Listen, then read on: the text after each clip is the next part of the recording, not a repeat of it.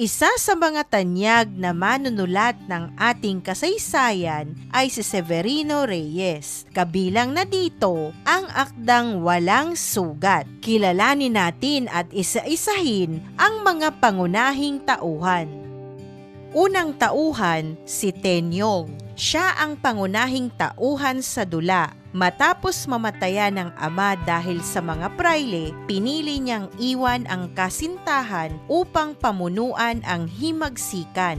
Siya ay mapagmahal na anak at kasintahan, matapang at mapamaraan. Sumisimbolo sa mga Pilipinong may malasakit sa bayan. Sa huli, nais niyang makuha muli si Julia, kaya nagpanggap siyang naghihingalo. Ikalawa, si Julia, ang kasintahan ni Tenyong.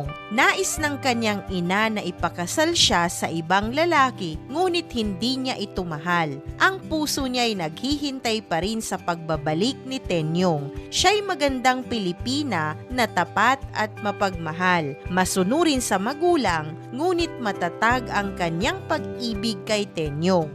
Ikatlo, si Aling Juana, isang praktikal na ina at naging balakid sa kaligayahan at pag-ibig ng anak dahil sa paghahangad ng yaman at seguridad. Siya ang nagpumilit kay Julia na ikasal kay Miguel dahil sa yaman at koneksyon nito. Ikaapat, si Miguel, mangmang ngunit mayaman, sunod-sunuran at mahina ang kalooban. Siya ang karibal ni Tenyong kay Julia. Naging katawa-tawa sa dula dahil sa kawalan ng talino nito. Ikalima, si Kapitan Ingo, makabayan at mapagmahal na ama. Siya ang ama ni Tenyong na dinakip at pinahirapan ng mga prayle hanggang sa mamatay ito. Naging dahilan sa pagre-rebelde ni Tenyong laban sa mga Kastila. Ika-anim, si Kapitana Putin, ang ina ni Tenyong na madasalin at mapagmahal. Pumanaw dahil sa pangungulila sa kanyang anak na nasa digmaan at pagkamatay ng kanyang asawa.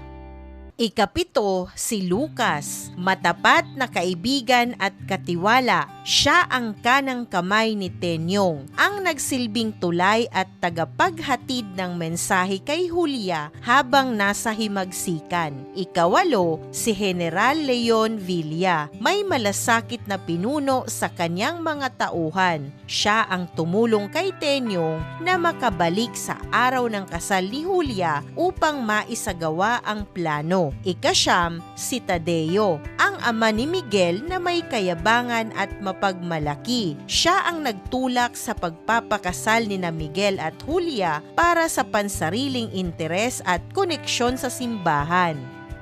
Iyong nakilala ang mga pangunahing tauhan sa akda na Walang Sugat. Basahin na natin at unawain ang buod ng dula. Sa isang tahimik na sulok, abala si Julia kasama ang iba pang kababaihan sa masusing pagbuburda ng mga panyo. Ang bawat tusok ng karayom ay may kalakip na pag-ibig dahil ang mga panyong ito ay iaalay nila sa kanilang mga minamahal. Para kay Julia, ang kanyang gawa ay para sa kanyang malayong pinsan na si Tenyong. Maingat niyang inililimbag sa tela ang mga titik na ANF na kumakatawan sa buong pangalan ng binata na Antonio Narciso Flores.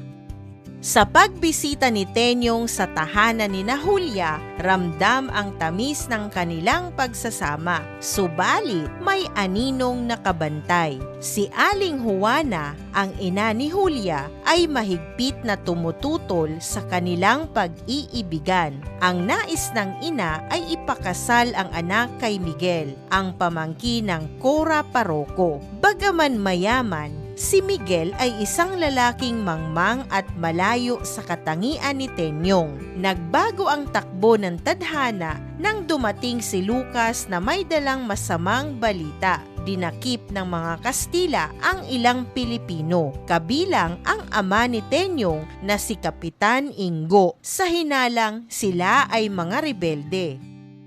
Karakang nagtungo si Tenyong sa kwartel sa Bulacan kasama ang kanyang inang si Kapitana Putin, si Julia, Aling Juana at iba pang kababayan. Sa loob ng madilim na kwartel, bumungad sa kanila ang malupit na katotohanan. 7 sa mga bilanggo ang pumanaw na at si Kapitan Ingo ay naghihingalo dahil sa labis na pagpapahirap ng mga prayle. Saksi si Tenyong sa huling hininga ng kanyang ama. Sa gitna ng hagulgol ni Kapitana Putin, nakalaunay hinimatay. Isang sumpa ang binuo ni Tenyong. Ipaghihiganti niya ang kanyang ama at kakamtin ang katarungan. Sa kabila ng pagmamahal kay Julia at pag-aalala sa ina na naig ang pag-ibig sa bayan, pinili ni Tenyong na lumisan upang maging bahagi ng himagsikan laban sa mga Kastila. Bagaman mabigat sa loob ni Julia, hindi niya napigilan ang pasya ng kasintahan. Lumipas ang 1 taon na puno ng katahimikan. Walang sulat o balita mula kay Tenyong. Dahilan upang malunod si Julia sa labis na pag-aalala. Sa panahong ito, lalong naghigpit si Aling Juana na tanggapin na ni Julia ang alok na kasal ni Miguel. Dahil sa kawalan ng pag-asa, napilitang sumang-ayon si Julia. Ngunit sa huling pagkakataon ay sumulat siya kay Tenyong sa pamamagitan ni Lucas upang humingi ng saklolo. Nang makarating ang liham kay Tenyong, dobleng dagok ang tumama sa kanya. Ang balita ng kasal ni Julia at ang pagpanaw ng kanyang sariling ina.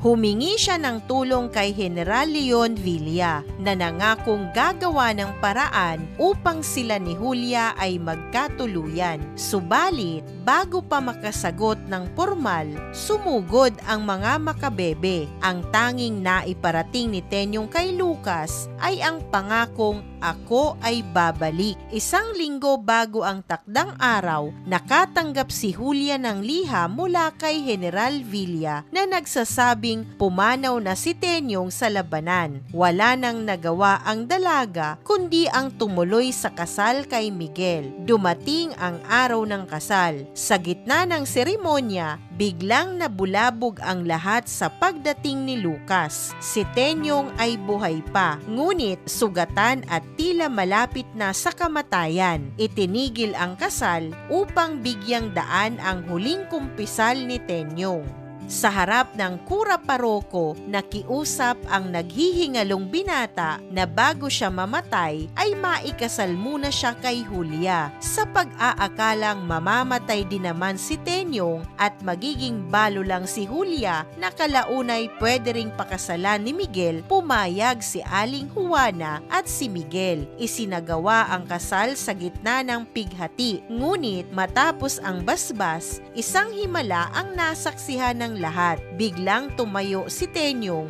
mula sa kanyang pagkakahiga, malakas at buong buo upang ipakita sa lahat na siya ay walang sugat. Ang lahat ay bahagi lamang ng isang matalinong plano upang mabawi ang kanyang tanging iniibig. Iyong naunawaan ang mga pangyayari sa dula na pinamagatang walang sugat. Dumako tayo sa pagsusuri. Narito ang ilang mahahalagang tanong ukol sa akda. Unang tanong, ano ang kalagayan ng tagpuan at anong panahon naganap ang kwento? Narito ang maaari mong gabay na sagot. Ang akdang walang sugat ni Severino Reyes ay naganap sa Bulacan noong huling bahagi ng 19 na siglo sa panahon ng himagsikang Pilipino, partikular sa bahay ni Julia. Nagaganap ang mga eksena ng panliligaw at pagtutol ni Julia sa kagustuhan ng ina. Sa bahay naman ni Tenyong, nagaganap ang pagkikita ng mga tauhan sa kwento, sa simbahan at sa lansangan. Kung iyong susuriin, ang Bulacan ay isa sa mga sentro ng revolusyon. Ang kwartel kung saan pinahirapan si Kapitan Ingo ay sumisimbolo sa kalupitan ng kolonyal na pamahalaan. Ang tahanan ni Julia ay nagpapakita ng domestic na buhay ng mga Pilipino na pilit ginugulo ng mga panlabas na puwersa. Sa panahong ito, ang transisyon mula sa pananahimik tungo sa pag-aalsa. Ang paligid ay puno ng tensyon, takot at pag-asa. Ang panahon ay nagsisilbing katalista upang ang isang payapang bordadong panyo ay mapalitan ng tabak at baril. Ikalawang tanong, ano-ano ang mga matatalinghagang salita na mababasa sa akda? Narito ang maaari mong gabay na sagot. Mababasa sa akdang walang sugat ang mga sumusunod na salitang may malalim na pahiwatig. Una, nalalagutan ng hininga. Literal na nangangahulugang namamatay. Ginamit ito upang ilarawan ang marahas na wakas ng buhay ni Kapitan Ingo. Ikalawa, krus sa balikat, tumutukoy sa mabigat na pasanin o pagdurusa na nararanasan ni Julia habang pinipilit siyang ipakasal sa hindi niya mahal. Ikatlo, nagpuputok ang butsi, paglalarawan sa matinding galit o pagkainis, madalas na nararamdaman ng mga tauhan laban sa pang-aapi ng mga praile. Ikaapat, mabulaklak ang dila, madalas gamitin sa panliligaw o pangungumbinsi tulad ng ginagawa ni na Miguel o ng mga praile sa kanilang mga manipulasyon. Ikatlong tanong, ano-ano ang mga simbolismong ginamit sa akda? Narito ang maaari mong gabay na sagot. Ang mga sumusunod ay ginamit na simbolismo sa akdang walang sugat. Ito ay nagbibigay ng mas malalim na kahulugan sa naratibo. Una, ang pagbuburda ni Julia, simbolo ng pag-ibig, katapatan at ang tradisyonal na papel ng kababaihan. Ang mga titik na ANF o Antonio Narciso Flores ay simbolo ng kanyang matatag na paninindigan sa kanyang pinili na tila nakatatak sa kanyang puso at isipan, si Tenyong. Ikalawa, ang sugat o kawalan nito, ang pamagat na walang sugat ay isang ironya at simbolo. Habang ang bayan ay punong-puno ng sugat, hirap at kamatayan, ang walang sugat na pagpapanggap ni Tenyong ay sumisimbolo sa pagbabaliwala ng totoong kalagayan ng bayan at mamamayan. Samantalang ang tuso at matalinong paraan upang makabalik si Tenyong nang sa gayon ay makuha muli si Julia at magtagumpay ang kanilang pag-ibig ay sumisimbolo sa pakikipaglaban at pagtatagumpay ng pag-ibig para sa bayan kahit sumuong pa sa digmaan ang mga Pilipino. Ikatlo, ang kwartel sa kwento ay simbolo ng opresyon, kawalang katarungan, panggigipit at kawalan ng hustisya para sa mamamayan at ang impyerno sa lupa na nilikha ng mga mananakop sa ating bansa. Ikaapat, ano ang mga norms o pamantayang panlipunan na mauunawaan sa kwento? Makikita sa akda ang mga kaugalian at sistema ng lipunan noong panahon ng Kastila. Una, kapangyarihan ng magulang o parental authority. Ang desisyon ni Aling Juana para kay Julia ay nagpapakita ng lumang tradisyon na ang mga magulang ang namimili ng mapapangasawa ng anak para sa ikabubuti nito, kadalasang batay sa yaman.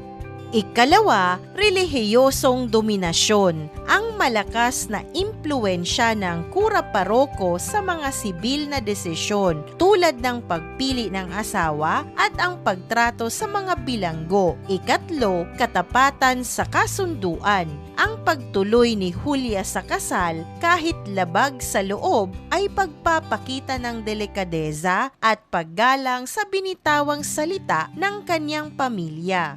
Ikalimang tanong, Ano ang mga pahiwatig na matatagpuan sa akda na walang sugat? Narito ang maaari mong gabay na sagot. May mga detalyeng nagbibigay daan sa mga susunod na pangyayari. Una, ang pag-alis ni Tenyong. Pahiwatig ito na ang personal na kaligayahan ay dapat isakripisyo para sa mas malaking layunin na tumutukoy sa kalayaan ng bayan. Ikalawa, ang liham ni General Villa. Ang balitang patay na si Tenyong ay pahiwatig ng isang mas malaking plano o estratehiya. Ito ay nagtatakda ng tensyon para sa climax ng dula. Ikatlo, ang naghihingalong kondisyon ni Tenyong sa dulo. Isang pahiwatig na ang dula ay hindi magtatapos sa isang trahedya kundi sa isang komedya. Sa teknikal na kahulugan ng dula na masaya ang wakas dahil sa kanyang pagiging mapamaraan. Ikaapat, ang pagbabalik ni Tenyong na nagpapahiwatig ng pag-asa para sa bayan at muling pag-alab ng pag-ibig. Ika-anim na tanong, ano ang pangunahing kaisipan ng kwento? Narito ang maaari mong gabay na sagot. Ang pangunahing kaisipan ng walang sugat ay ang pagtatagpo ng pag-ibig sa kapwa at pag-ibig sa bayan. Ipinapaliwanag ng akda na hindi maaaring maging ganap ang kaligayahan ng isang tao kung ang kanyang bayan ay nasa ilalim ng paghihirap. Ipinapakita nito na ang tunay na katapangan ay hindi lamang nasusukat sa pakikipaglaban sa larangan ng digmaan, kundi pati na rin sa paninindigan sa prinsipyo at pag-ibig sa harap ng mga pagsubok. Binibigyang diin nito na ang katalinuhan at pagkakaisa ay mabisang sandata laban sa kahit anong uri ng pang-aapi na ang sugat ng puso at bayan ay maghihilom lamang kung may lakas ng loob na lumaban at manindigan para sa kung ano ang tama.